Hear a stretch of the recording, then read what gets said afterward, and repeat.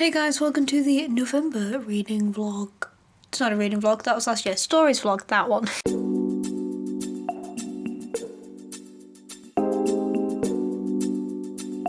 I can't believe this is the second last one. I don't know if you guys have been enjoying the series. I've enjoyed making it. I think the start of the year was better, and then now I have less patience.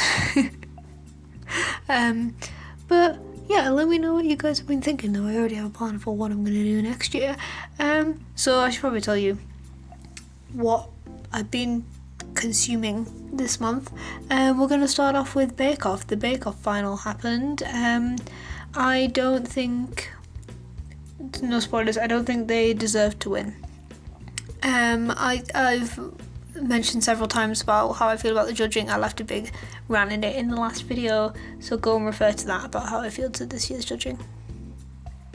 I'll leave it at that. Me and Carla rewatched The Shining. I don't know if you know, but it's like one of my favourite books, and I haven't seen the movie. So I've seen the movie twice now. It's the second time I've seen it, and maybe I'll make a whole video about it because in some elements it gets the book, but almost all of it doesn't. Like, almost all of it misses the point of the book. Like, the nuances of it and like the subtleties of it that make it such a good book is completely missed in the movie, completely. And it's like, I don't know, like they don't even try. It's as if they've just gone like, this book's scary, make scary movie. But the book isn't really about that. Like, the book is definitely has horror elements, but it's kind of more of a thriller. Like, it's more about like this like creeping psychological fear rather than like, let's kill everyone with an axe. So yeah, I think it misses the point, is my main conclusion. But maybe I'll make a whole video on my opinions on the Shining movie. Does anybody want that? Let me know if you want that. Me and Carla watched the Goosebumps movie, which I've never seen before, and I'm not gonna lie, I slept through like a good quarter of it, but I enjoyed it. I mean, I never read the book, so like I feel like I don't know, it was like referencing a lot of things that weren't for me. It was kind of fun. Yeah, I think I need to watch it again. Maybe at Halloween next year would be more appropriate. We also watched The Neverending Story, which neither of us have ever seen, and it was kind of fun, but it had a whole bunch of plot holes. And like, I realise that it's a kids movie and it's quite an old kids movie, and you know, suspension of disbelief and all that, but like, I don't know, I feel like if I'd seen it as a kid I would have been like, but what about this? Like, the plot holes weren't like subtle, they were like really obvious plot holes, and they were all things that I feel like, I don't know, as a kid would have confused me, or like, I don't know, just taken me out of the story quite a lot. And it just, yeah, the concept was kind of cool, and like it was kind of like visually fun, but I don't know, I just couldn't get over those plot holes. I watched a documentary the other day for my mummification module at university called Mummifying Alan. I'm not really sure if it's appropriate for me to review it because it is like an experiment where they took this guy and they mummified him, basically. It was done really respectfully. It was like, I know, it was really well done, and it was also really weird because my lecturer and her partner, I don't think they're married, husband, partner, whatever, were like the main figures of this documentary, so that was weird watching it with them, because Steve, has come to every lecture as well, and I've spoken to him a bit, so that was interesting. I don't think it made her come across in a great light, my lecturer. I don't know, kind of felt like she was pushed to the background a little bit, but I wasn't there, so I don't really know how the experiment went, and maybe she was just in the background a bit. So yeah, but I can't tell you to go watch it because it's not available anywhere. Sorry, but it was interesting and it was a bit much. I needed to like go home and like process but it was interesting. I finished listening to Alias Grace. It was just fine. Like, there was nothing particularly groundbreaking. I enjoyed it, I guess. I listened to it. It wasn't the best audiobook I've ever listened to. I'd probably give it like a 3-star because I finished it, but like it was fine. I listened to the whole audiobook of Gentleman Jack. So there's quite a few like different ways that you can listen to these diaries. But the one that I picked was an audiobook by... So basically the Anne Chomer and Sally Wainwright like worked on translating the diary and worked on making the TV show, and it's kind of them talking about the diary, so it's not like a direct like just a reading of it, it's just like a description of what happens with like quotes from Anne in there. I know you can actually read the diaries, but that one was the one that was available on BarBox, and it was really, really interesting. Let's talk about podcasts real quick. I look really ill. That's better. There we go. That's a bit better. I've been listening to Welcome to Night Vale, as you guys probably know. When I don't have an audiobook, like sort of download at the time, I've been listening to Welcome to Night Vale on the bus and things. I'm in a cool in-betweeny bit at the moment where it's episodes that I have listened to, but they weren't episodes that I was listening to when I was like really obsessed with it. So they're episodes that I haven't heard that much. So there's the whole Strex arc, which I love. Is so good, and I'd finished that, and there's this weird like in-betweeny bit where like there's not much going on, and I'd kind of heard it a lot, so it wasn't really good, and it wasn't really worth it because there wasn't much going on. And then now there's something going on, but also I haven't listened to it that much, so it's a lot better.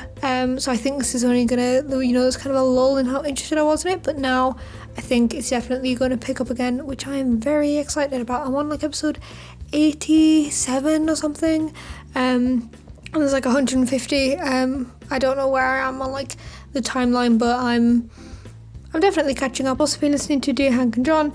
I mentioned this before. Basically, I love the Vlogbrothers, but it's not really a thing that I talk about that much. I just like observing them from afar. You might have seen some of my Pizza John t-shirts.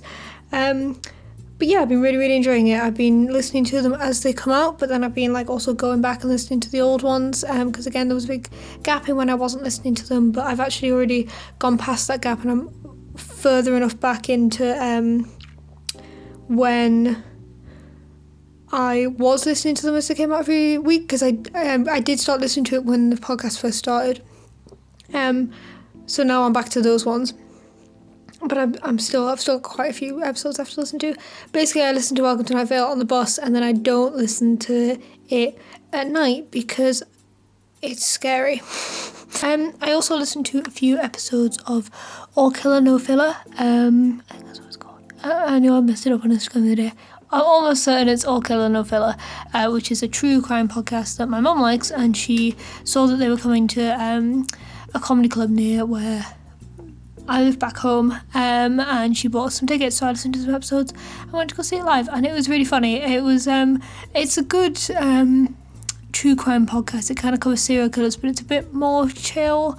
It's not really intense, so it's not like, I don't know, like you can listen to it before you go to sleep, and it's not like scary or intense or anything like that. It's just sort of fun and chatty, but also like interesting. But the live show was really good because it wasn't, it was a lot longer, and they did do a serial killer. However, it was a lot more filler than killer. Whereas the podcast isn't. The podcast stays pretty true to its name. I'm still reading Catwoman. Can someone just magic me some reading time, please? I have one of Kaz's latest books. Basically, I ordered this in April, but then she moved to New Zealand, and the Amazon order was lost, and it was a whole thing, but I have it now, so that is good. I will probably be reading it next, because I've been waiting a really long time to read it, and also it's quite short, so yeah, but I still haven't finished Catwoman. That might be what this video is called. I finally finished reading Catwoman Soul Leader, as you guys will know if you watched my vlog last week. As you guys know, it took me a while to get into it, time-wise, but also mentally, I wasn't fully with the book, just because I don't know, the story just didn't grab me that much, but the end was intense. I really enjoyed the ending. It was, in some ways I'm wow, that was a lot, too much. But then I'm no, it's supposed to be superhero-esque, Batman-esque. It's supposed to be a bit outrageous, because that's what they are. Like, that's kind of what that series is. So actually, when I think about it, I'm like, yeah, I kind of like it. It has almost like a Doctor Who kind of vibe, of like the believable but a little bit ridiculous and over dramatic, because sometimes like sci-fi is like that, and maybe that's why people like it. This is taking a weird turn. I am halfway through-ish the March of the Berry Pickers. I'm enjoying this one a lot. Yeah, I think this one might be my favourite so far. I don't know, I like the sort of spooky element of it. So yeah, it's about like this festival in Stickleback Hollow, and there's like some mysterious things going on in the woods. That's about it. That's how I'll sum it up really. Yeah, it's really super easy to read. So yeah, I'm enjoying it. I'm liking that I can like power through it, because as you guys know, reading has been slow. So if you're watching my other video, you know that I did a readathon, so I have 2 books to tell you about. I finished The March of the Berry Pickers. Yeah, this was probably my favourite one in the series so far, and it ended on a little cliffhanger, which usually I don't like. Usually I don't like cliffhangers, but I understand why they are used, and hopefully it shouldn't be too long till I get the next one, so that shouldn't be the worst, but just cliffhangers. And I started reading Stranger Things Darkness on the Edge of Town. I am, let's find out, 152 pages in, and I am enjoying it. It's interesting because I have such a vivid image in my head of what the characters already look like because of the TV show, and I don't know, the style of the acting of Hopper doesn't quite match the style of the character Hopper, like in the book. Like, they do the same things and they talk the same way, but I don't know, they just feel a little bit different. So I'm trying to sort of wrap my head around that a little bit, but the story is working really well. And yeah, and it's making me want to rewatch Stranger Things. I'm pretty sure that is everything. Thank you for watching, guys. New videos every Wednesday, like and subscribe and all that jazz. If you have any requests or questions, then leave them down in the comments. I do one of these every month, except next month is going to be the last one because it will be December, and I'm going to be doing a different thing in 2020. So do with that what you will, but there's like others that you can go back and watch. So yeah, I think that's everything. Peace.